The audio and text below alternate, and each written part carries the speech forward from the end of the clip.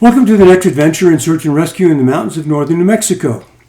This mission involved 5 people who went out hiking to camp out by Lake Catherine. The 3 younger members in their mid-20s, all physically fit, unfortunately went out way ahead of the other 2. As you'll see why in a moment, that was an unfortunate development. The other 2 older men lagged behind, set up their tents south of Puerto Nambe when one of them became violently ill. The reporting party was able to hike downhill to just near Trail 160, where he was able to get cell phone coverage. When I spoke with him, he passed on that his hiking buddy was extremely ill, was vomiting, diarrhea, couldn't even keep down a sip of water, was mumbling, and was stumbling around his tent on very shaky legs. This indicated to me that he probably was in the mid to late stages, 3rd stages of high altitude sickness.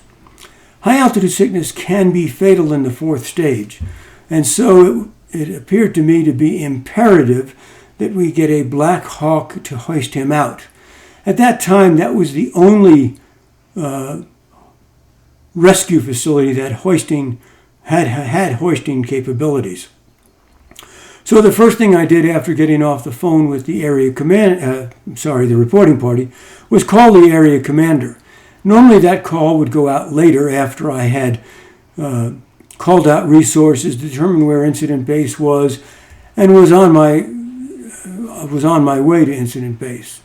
Given the seriousness of this illness, I called the area commander first, advised him of the situation and the medical condition, and he did jump through the hoops to contact and get a Black Hawk available.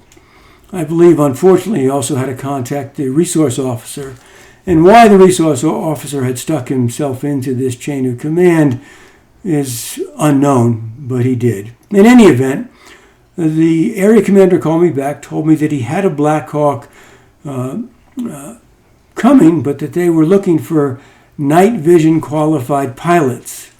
I advised him that didn't make sense. This was the first argument, since it's my understanding that to be a Black Hawk pilot, you had to be night vision qualified in the first place. In any event, we let that be at the time. He then called back a little bit later and told me that the National Guard was on the way, were spooling up, but they wanted to land and load the patient that way. That makes sense, it's safer, but the nearest landing place was Puerto Nambe, which was about a half to 3/4 of a mile uphill from where the subject was.